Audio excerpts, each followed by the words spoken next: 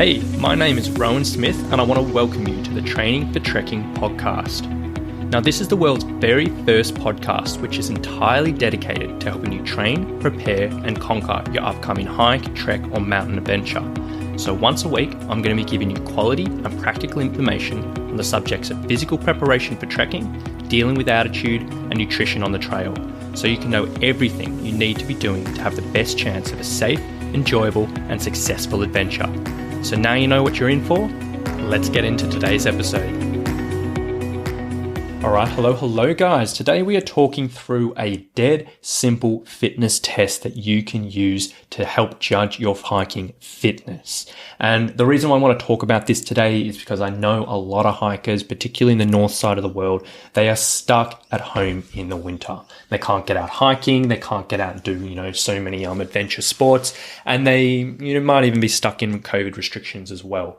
And a lot of people really are struggling to get out on the trail, and they're just not 100% sure whether they're actually maintaining their hiking fitness and whether they're actually improving their fitness as well. So today I want to talk you through a really simple way of going about this. Now, in the past, I have done an episode around this previously, around fitness assessments for hikers, and I've gone into a little bit more detail around this. But today is probably the most simple thing you can do in this situation that doesn't require any thought, doesn't really require any calculations, doesn't require any equipment or whatever it may be. And even if you're not stuck in winter, and even if you're not stuck in COVID restrictions, this is going to be very valuable for you as well. Because one blind spot which I see so many hikers do have with their training is they just have no idea if all the work that they're actually doing is really helping them improve on the trail. And yeah, you might be doing loads of training, you might be doing strength work, you might be doing gym classes, you might be doing hiking, you might be doing cardio, whatever it may be. And you might be putting in a ton of work, but you might just be assuming that things are going to translate into your hiking fitness. And you know what everyone says about assumptions. Sure, if you do have the opportunity to get out on the trail and you're not stuck in winter or restrictions, if you're on the trail and you notice that it's getting easier, that you're not huffing or puffing, that your legs are more comfortable, that you're not as sore the next day, then absolutely that's a great way to know you're on the right track.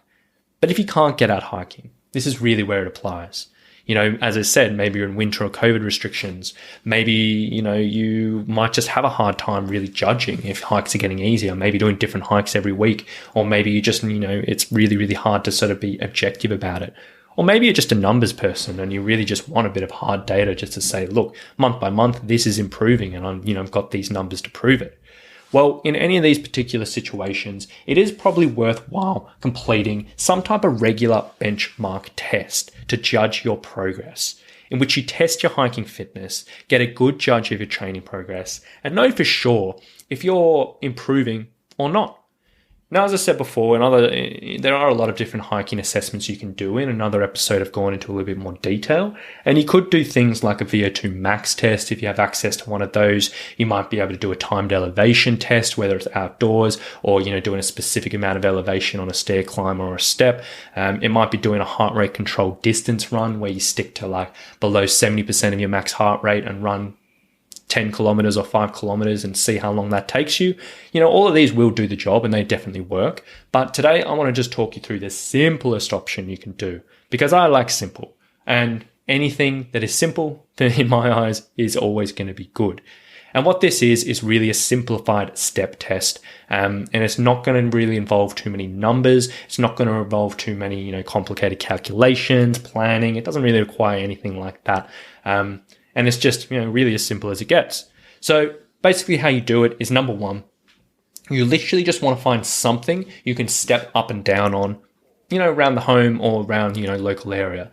So this could be, a bench, it could be a step outdoors, it could be, a sturdy chair, or I've done it on a couch previously, or just something that you're confident you're not going to ruin, and then you can step up and down on relatively comfortable. In regards to height, in this particular assessment, you don't have to get it exact. You don't have to work out exactly how high it is. But ideally, you want to find something that's around about between halfway up your shin or up to the bottom of your knee, something in between there. If you're a little bit less, a little bit more, it doesn't really matter. But basically, the main thing is you want to choose something that you can do it again on multiple times. So you're not going to do it at a gym that might close. You're not going to do it, at 20 kilometers away from your house where you have to drive or whatever like that. It should be super convenient so you can do exactly the same test every single time you do it. Because if you can't, this is not going to work for you, this process, and it's going to be worthless. So find something that's easy to use. Number 2, you want to set yourself a time that you're going to complete this for. I would recommend anywhere from 10 to 30 minutes, depending on your levels of fitness, depending if you're dealing with any type of, pain or injury, and depending on how patient you can be. And you're literally going to choose 10 to 30 minutes, put that on a timer, and that's going to be a countdown timer. And then what you're going to do, get the timer rolling, and you're literally just going to do as many steps as you can within that time limit. You can go any pace you want, doesn't matter. You can rest whenever you need, but you're literally just going to step up and down for however long that may go. Now, as I said, you might go mental if you set yourself a massive target of 30 minutes. So choose something realistic there, and set yourself away. The way I like to do this, I put on a TV show or a movie just to distract myself and just cruise along. If you want to make this a little bit more challenging, if you're like, look, I'm pretty strong and I could do that all day, then you can put a loaded pack on your back, and you might do anywhere from 10 to 20% of your actual body weight. And just make sure you use that same weight every single time you repeat this test. So find a step, set yourself a time, and literally just step up and down and keep a count of those repetitions. Now, one thing, it can be one drawback. It can be a bit of a pain to count these repetitions in your head and keep a track. So I would recommend getting a little step counter. You can buy them online. Not a step counter, a little rep counter. You can buy them online. The things people use for baseball or for counting people going into a store or whatever it may be. Or you can buy just a rep counter app. Download a rep counter app, and it just clicks off each time.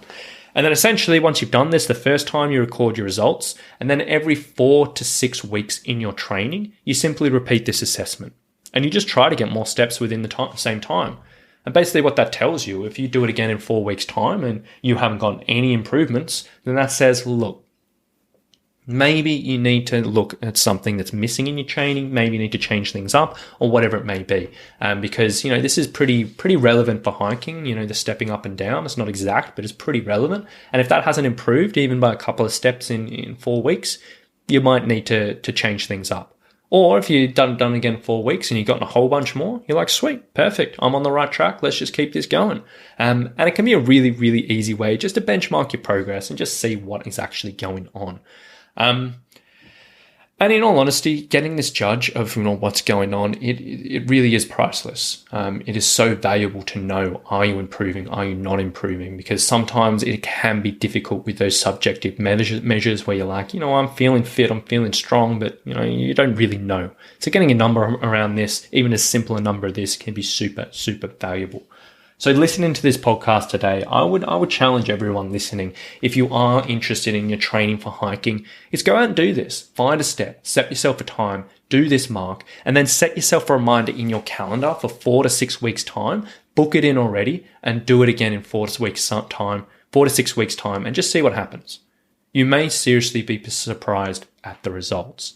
Now, if you do want to learn a little bit more about fitness assessments, or maybe you've done this 4 weeks down the line and you haven't improved at all, and you're like, look, there's something missing in my training, I need a bit of extra help, or you have any extra, you have any other questions about this subject or anything else related to these podcasts, I would absolutely love if you came and joined the Training for Hiking and Trekking Facebook group. I'm always happy in there to give extra advice, to answer any questions, to dive into subjects a little bit more detail, and really, really help you as much as I can towards, getting in the best physical position for your adventures. So if you're interested in that, it's the Training for Hiking and Trekking Facebook group. I'll leave a link in the show notes below and you can check that out.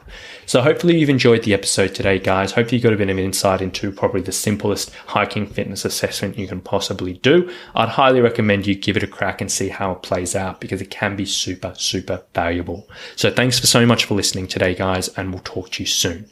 Bye.